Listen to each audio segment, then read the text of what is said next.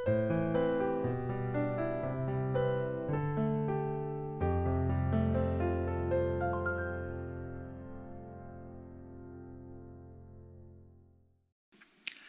18일) 화요일 새벽입니다. 함께 감사의 기도를 드리며 매일 주심 기도회 시작하겠습니다. 사랑의 하나님 아버지, 이 새벽 어둠을 뚫고 기도의 자리에 나오게 하시니 감사합니다. 기도하지 않으면 버틸 수 없고 또 살 수 없는 인생이기에 우리의 모든 아픔과 상처를 안고 주님 앞으로 나아갑니다. 답이 없어 보이고 때로는 실망과 좌절로 우리의 마음이 무너질 때도 있지만 오늘도 주님만을 바라보며 겸손히 나아가오니 주님 은혜를 더하여 주시옵소서. 생명의 하나님 아버지, 우리에게 오늘도 생명을 주시고 이 하루도 주님의 은총으로 지켜 보호하여 주시길 원합니다. 강과 웃기는 주님께서 주신 생명의 비밀을 깨달으며 오늘도 감사함으로 찬양하게 하옵시고 이 생명을 주님 붙잡아 주시옵소서. 자비 하나님, 우리 주변에는 여전히 많은 이들이 고난 가운데 있습니다. 우리도 때로는 감당하기 힘든 어려움들을 만나고 또 어려워합니다. 하나님, 그럴 때마다 예수님께서 십자가에서 보여주신 그 사랑을 우리로 하여금 기억하게 하시고 그 사랑으로 위로받고 다시 일어설 수 있도록 인도하여 주시옵소서. 때로는 우리의 부족함과 연약함으로 인해 사탄의 속상의 힘으로 흔들릴 때도 있습니다. 하지만 우리는 예수 그리스도의 이름으로 용서받은 하나님의 자녀임을 선포합니다.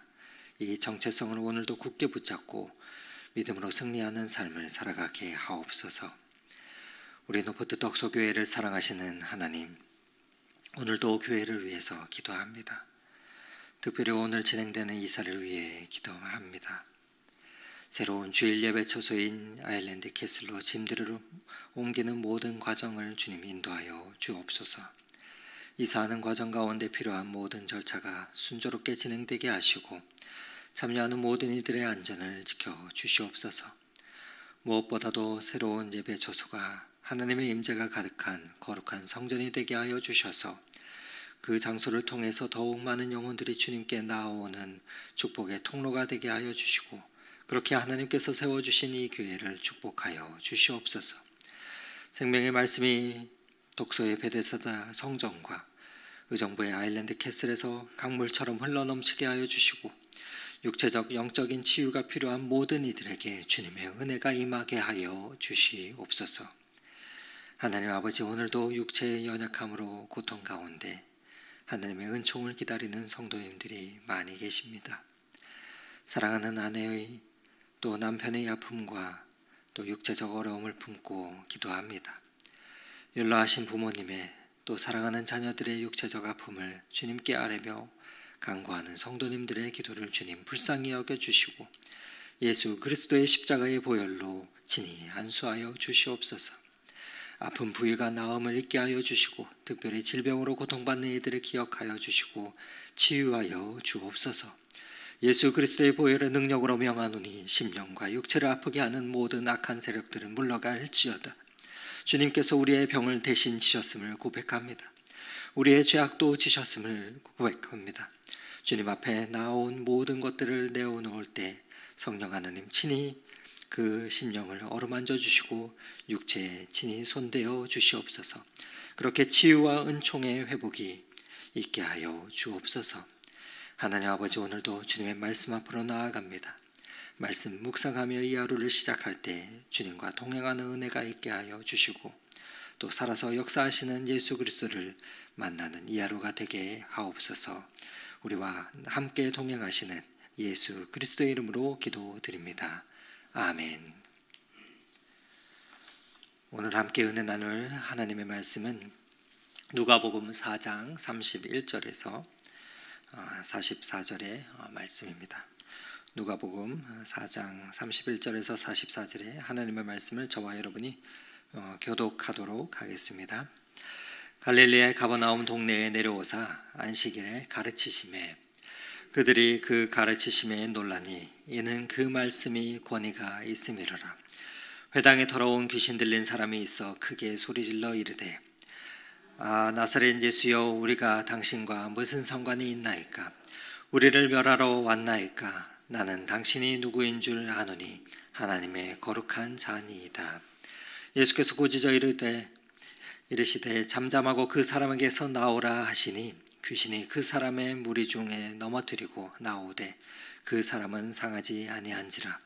다 놀라 서로 말하여 이르되 이 어떠한 말씀인고 권위와 능력으로 더러운 귀신을 명하며 나가는도다 하더라. 이에 예수의 소문이 근처 사방에 퍼지니라. 예수께서 일어나 회당에 나아가사 시몬의 집에 들어가시니 시몬의 장모가 중한 열병을 앓고 있는지라. 사람들이 그를 위하여 예수께 구하니 예수께서 가까이 서서 열병을 꾸짖으신대 병이 떠나고 여자가 곧 일어나 그들에게 수종드니라.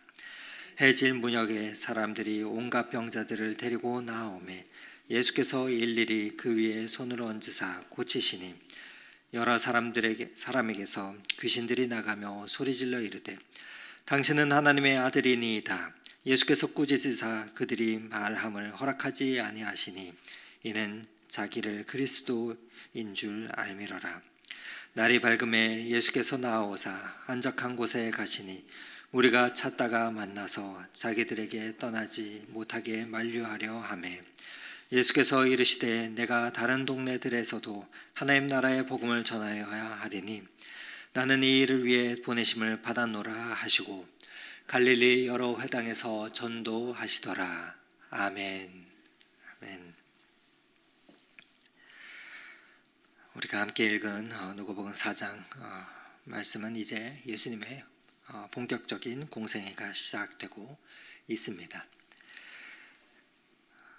이 말씀에 예수님의 본격적인 공생애의 말씀의 배경 장소가 갈릴리라는 가버나움 동네라는 아주 작은 변방 지역에서 시작이 되고 있습니다.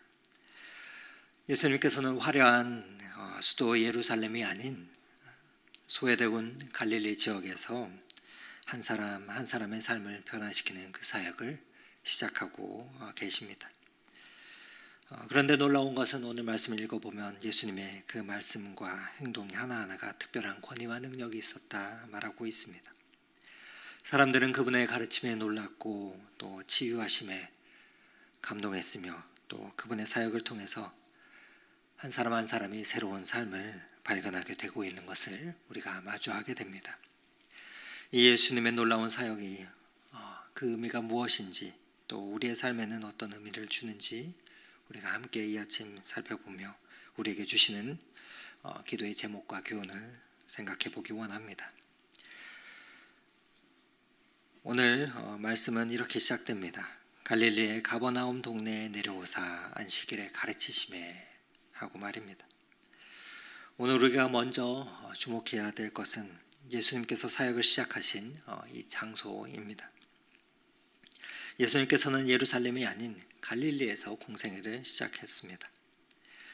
이는 매우 의미 있는 선택을 우리에게 말씀해주고 있습니다. 당시 예루살렘은 정치적, 사회적, 종교적 중심지였습니다. 그곳에는 서기관들과 바리새인들, 모든 권위 있는 자들이 있었습니다. 그리고 성전을 중심으로 한 종교의 체제가 견고하게 자리를 잡고 있었던 그러한 곳이었습니다. 그러나 갈릴리라는 이 도시는 마치 버려진 도시처럼 예루살렘에서 볼 때는 이방의 작은 도시요 또 사회적으로 종교적으로 여러 면에서 소외된 그런 지역이었습니다. 그러나 예수님께서는 예루살렘에서 그 복음을 먼저 증거하지 않으시고 오히려 갈릴리라고 하는 이 당대에 힘 있는 사람들이 조롱하던 그 연약한 지역에서부터 복음을 증거하고 계십니다. 그래서 이사야 선지자는 이미 이 갈릴리 지역에 대해서 이렇게 예언을 하고 있는데 마태복음 4장 15절에서 16절의 말씀을 제가 한번 읽어드립니다. 스불론 땅과 납달리 땅과 요단강 저편 해변길과 이방의 갈릴리여 흑암에 앉은 백성이 큰 빛을 보았고 사막의 땅과 그늘에 앉은 자들에게 빛이 비추었도다 말하고 있습니다. 어제 우리가 읽었던 예수님의 메시아 사명 선언의 그 말씀처럼 예수님께서는 이렇게 그늘에 앉은 자들에게 빛을 비추며 사망의 땅에 복음을 선포하시며 생명을 선포하셨습니다. 흑암에 앉은 백성들이 그 큰 빛을 보게 되었습니다. 그리고 옥에 갇힌 자들이, 또 낮고 천한 자들이, 앞을 보지 못하고 억눌린 자들이, 가난한 자들이 복음의 그 말씀의 증거를, 또 하나님의 회복의 역사를 마주하며 그곳에서 하나님의 큰 빛을 보게 된 것입니다. 그렇게 갈릴리에서 사역을 시작하셨던 것입니다. 예수님께서 갈릴리에서 이 사역을 시작하신 것은 그래서 하나님 나라의 본질을 우리에게 보여주는 것입니다. 하나님 나라는 낮은 자리, 낮은 곳으로 임하는 나라입니다.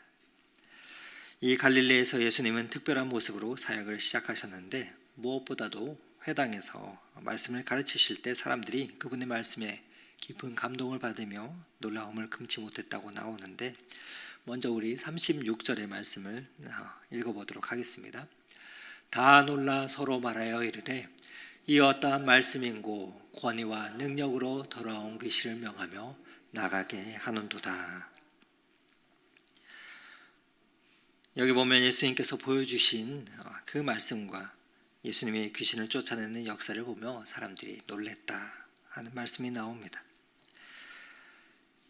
여러분, 놀랐다고 하는 것은, 성경에서 놀랐다 하는 것은 하나님을 만날 때, 하나님의 그 신성을 경험하고 또 하나님의 거룩하심을 마주할 때 놀란다 하는 그 표현을 성경은 말하며 쓰고 있습니다. 여러분, 그래서 신앙은 어떠한 면에서 하나님 앞에서 놀라는 것입니다. 하나님의 말씀 앞에 놀라며, 그 권위에 놀라며, 그 하나님의 말씀의 신비에 경탄하는 것이 신앙입니다. 말씀이 내 안에 들어오면, 그래서 그 말씀이 우리의 삶의 사건이 되면 그 지혜가 다른 어떤 것들보다도 비교할 수 없게 되기 때문입니다. 그럴 때 우리는 우아하고 경탄하며 놀라게 되는 것입니다. 그러나 우리가 예수를 믿으며 이 경험을 하지 못하면 우리 안에 신앙이 온전히 형성되지 못합니다. 또 그리고 믿음 안으로 들어오게 되지 못합니다. 왜냐하면 무릎을 꿇지 못하기 때문입니다. 그러나 내가 얼마나 부족한 존재인지, 내가 얼마나 유한한 존재인지, 얼마나 연약한 존재인지를 마주하게 되면, 하나님의 크심을 우리가 알게 되면 그 앞에 무릎을 꿇습니다. 그래서 구약 성경에도 보면 하나님의 말씀을 듣는 순간 놀라고 또 수많은 이들이 무릎을 꿇었다 표현하고 있습니다. 신약 성경에서는 어떻습니까? 베드로가 예수님을 만났을 때 그 앞에 엎드렸습니다. 사도 바울이 예수님을 만나는 순간 그 주님 앞에 무릎을 꿇었습니다. 왜냐하면 이것이 신앙의 시작이기 때문에 그렇습니다. 그래서 예수님의 가르치심에 놀랐다, 이 표현은 왜 놀랐을까? 32절은 이렇게 말합니다. 그들이 그 가르치심에 놀라니 이는 그 말씀이 권위가 있음이로라. 예수님의 말씀에는 특별한 권위가 있었습니다. 헬라어로 권위라는 단어는 엑수시아라는 단어를 사용하는데, 이는 본질로부터 나오는 권위, 그것을 의미합니다. 당시 종교 지도자들의 그 권위와 가르침과는 근본적으로 달랐던 것입니다. 진실함과 섬김에서, 온전함에서 나온 권위였기 때문에 그렇습니다. 한 유명한 지휘자가 오케스트라와 함께 연습을 하다가 잠깐 연습을 갑자기 멈추고 있습니다. 소리가 제대로 나오지 않았기 때문입니다. 한 단원이 실수를 했기 때문이었습니다. 지휘자는 연주를 멈추고 다시 연습을 시작합시다 말합니다. 그런데 누구를 질책하거나 화를 내거나 하지 않고 이렇게 이야기합니다. 여러분, 미안합니다. 제가 이 부분을 좀 더 명확하게 지휘했어야 되는데요. 말합니다. 이 한마디의 오케스트라는 전체가 더욱 열심히 연주에 임하게 됩니다.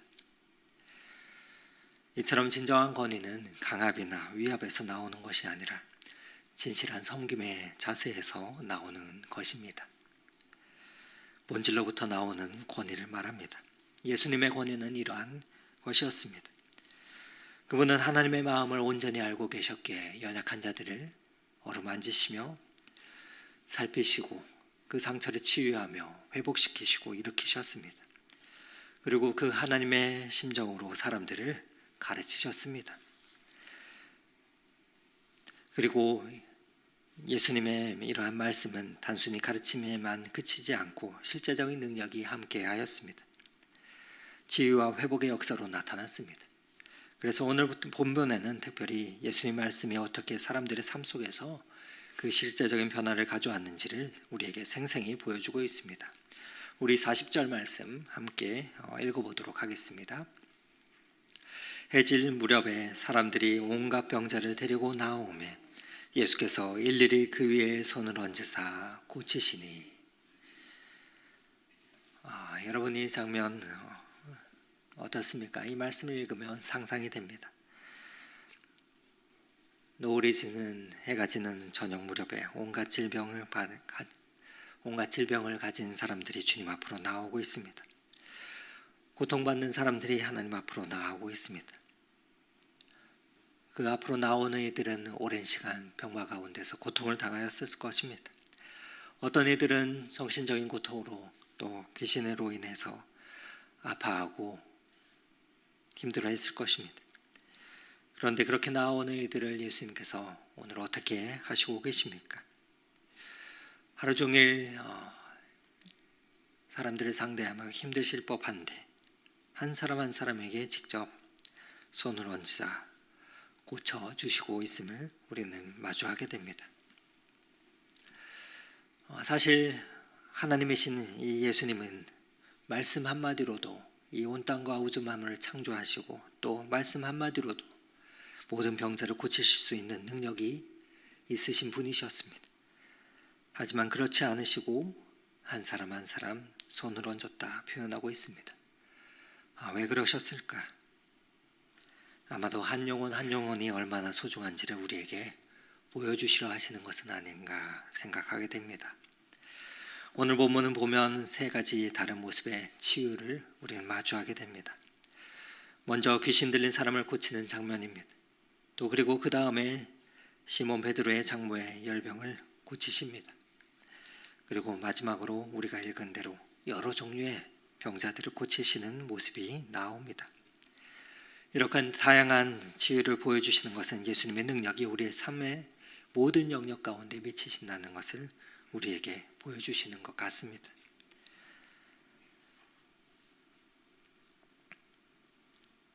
이 부분을 묵상하면서 특별히 마음에 와닿는 것은 예수님께서 보여주신 이런 치유의 모습이 바로 하나님 나라가 어떤 것인지를 실제적으로 보여준다는 것입니다.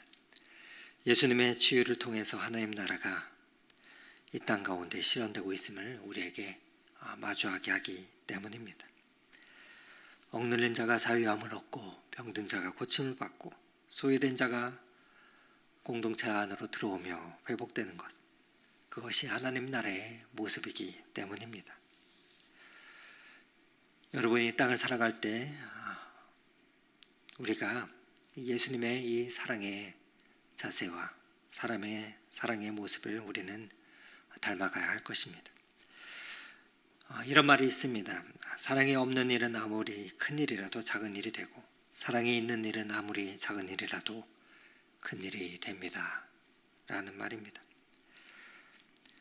의미 있는 말이라 생각이 되는데, 즉 세상의 기준으로 작아 보이는 일이라도 그것이 사랑 없이 행해질 때는 놀라운 변화를 가져올 수 없고, 사랑이 있다면 놀라운 변화를 가져오게 되기 때문에 그렇다는 것입니다. 예수님의 모습은 한 사람 한 사람을 사랑으로 대하셨던 그 모습이었습니다. 그렇기에 놀라운 변화가 일어났던 것이죠. 이 모습에 감동받는 사람들이 점점 늘어나면서 많은 이들이 예수님 앞으로 나왔습니다. 그들은 예수님의 치유의 능력에도 놀라웠겠지만 그 예수님의 사랑에 감동했을 것입니다. 그래서였을까요? 그래서 사람들은 예수님을 떠나시려 하자 붙잡고 있습니다. 하지만 바로 그때 예수님은 매우 중요한 말씀을 하십니다. 우리 43절, 44절 말씀을 함께 읽어보도록 하겠습니다. 예수께서 이르시되 내가 다른 동네들에서도 하나님 나라 복음을 전하여야 하리니 나는 이 일을 위해 보내심을 받았노라 하시고 갈릴리 여러 회당에서 전도하시더라. 아멘. 이 말씀은 예수님의 사역이 단순히 한 지역의 치유와 회복에 머무는 것이 아님을 우리에게 말해주고 있습니다. 예수님의 사역 전체를 관통하는 핵심 목적을 우리에게 이 구절은 보여주고 있습니다. 예수님의 모든 가르침과 치유의 그 사역은 하나님 나라를 선포하기 위함이었습니다. 그래서 복음은 오늘도 움직입니다. 예수님께서 보여주신 그 하나님 나라 어떤 모습입니까? 첫 번째로는 하나님 나라는 모든 사람을 품는 나라입니다. 예수님 당시의 사회에 소외되었던 모든 이들을, 병든 사람들을, 귀신 들린 사람들을, 모든 이들을 차별하지 않고 따뜻하게 맞아주는 포용성의 그 하나님의 나라입니다. 마치 부모가 자신의 자녀를 차별 없이 사랑하는 것처럼 말입니다. 두 번째로는 하나님 나라는 우리의 삶의 모든 부분을 회복시키는 나라입니다. 전인적 회복의 나라입니다. 예수님께서는 단순히 병만 고치시는 것이 아니라 그 사람의 심령도, 관계도, 삶도 새롭게 하셨습니다. 그것이 하나님의 나라입니다. 그래서 우리가 하나님을 온전히 만날 때 우리의 전인격이 새롭게 되는 것입니다. 세 번째로 하나님 나라는 먼 미래의 이야기가 아니라 선포하고 있습니다. 지금 여기에서 하나님 나라가 이미 시작되었다 말씀하고 보여주시고 계십니다. 우리가 예수님을 믿고 그분의 다스림을 받을 때 그 자리가 그래서 하나님 나라가 됩니다. 그 자리에 하나님의 나라가 임하게 됩니다. 마지막으로 하나님 나라는 계속해서 퍼져나가는 나라입니다.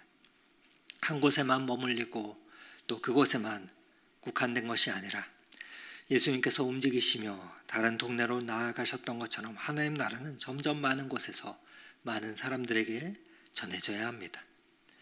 그래서 마치 작은 씨앗이 자라서 큰 나무가 되고 그곳 가운데 많은 새들이 깃들듯이 하나님 나라는 계속해서 확장되어가는 그 나라입니다. 사랑하는 성도 여러분, 오늘 우리는 이 말씀을 통해서 예수님의 사역이 어떠했는지 마주하였습니다. 예수님께서는 한 영혼 한 영혼을 소중히 여기시며 권위 있는 말씀으로 가르치셨습니다. 그리고 치유하시며 하나님 나라를 선포하시는 것을 우리는 보았습니다. 그렇다면 이 말씀이 오늘 우리에게는 어떤 의미가 있겠습니까? 먼저 우리도 예수님처럼 한 영혼을, 한 사람을 소중하게 여기는 그 마음을 가지고 살아가야 한다는 것을 우리에게 일깨워주고 있습니다. 바쁜 사회 속에서 어지럽게 정신없이 흘러가는 세상 속에서 우리는 너무나도 바쁘다는 핑계로 너무 일이 많다는 그것 때문에 우리에게 다가오는 사람들을 스쳐 지나갈 때가 많이 있습니다. 하지만 예수님께서는 피곤하셨지만 한 사람 한 사람에게 손을 얹어 치유하심을 우리는 보았습니다. 우리도 이러한 예수님의 마음으로 작은 예수가 되어서 우리 주변에 한 영혼 한 영혼을 소중히 여기며 어루만질 수 있는 이하로가 되면 좋겠습니다. 둘째로 우리도 맡겨주신 또 각자의 삶의 자리에서 그 하나님의 나라를 전파하며 복음 증거의 확장의 사명을 감당해야 할 것입니다. 꼭 말로만이 아니라 우리의 삶과 행동을 통해서 우리는 하나님 나라를 보여줄 수 있습니다. 예수님처럼 기적과 치유의 회복의 능력이 우리에게는 없지만 하나님께서 우리의 모든 작은 행동을 통하여서 그 놀라우신 기적들을 행하실 것입니다. 직장에서, 학교에서, 가정에서 우리가 어떻게 살아가느냐, 그 작은 행동을 통해서, 사랑이 담긴 그 행동을 통해서 하나님 나라를 보여줄 때 이 땅 가운데 하나님 나라의 증거가 되는 삶이 저와 여러분의 삶이 될 것입니다. 바라기는 그와 같은 작은 선행과 믿음의 행실을 통해서 하나님 나라가 오늘 우리의 삶의 자리 가운데 임하는 그 역사가 있기를 오늘 이 말씀 의지하며 축원을 드립니다. 다 함께 기도 드리시겠습니다. 내가 늘 의지하는 예수, 나의 상처 입은 심령을 불쌍하게 여기사 위로하여 주시니 미쁘신 나의 좋은 친구, 내가 의지하는 예수, 나의 사모하는 친구, 나의 기도 들으사 응답하여 주시니 미쁘신 나의 좋은 친구. 그렇습니다. 하나님, 우리의 기도 가운데 응답하실 그 하나님을 신뢰하며 나아갑니다. 하나님 아버지, 오늘도 말씀을 통해서 예수님의 사역을 깊이 묵상하게 하시니 감사합니다. 우리도 이 하루 예수님처럼 한 영혼 한 사람을 소중히 여기며 살아갈 수 있게 하여 주시고, 우리가 있는 그 자리에서 하나님 나라를 드러내며 살아가는 작은 야수들이 되도록 주님 인도하여 주시옵소서. 또한 우리의 삶을 불쌍히 여기사 위로하여 주시고 간구하는 그 작은 기도의 제목에도 응답하여 주시옵소서. 우리의 삶을 이끄시는 응답하시는 예수 그리스도의 이름으로 기도드립니다. 아멘. 다 함께 각자의 기도 제목을 가지고 주님 앞으로 나아가겠습니다.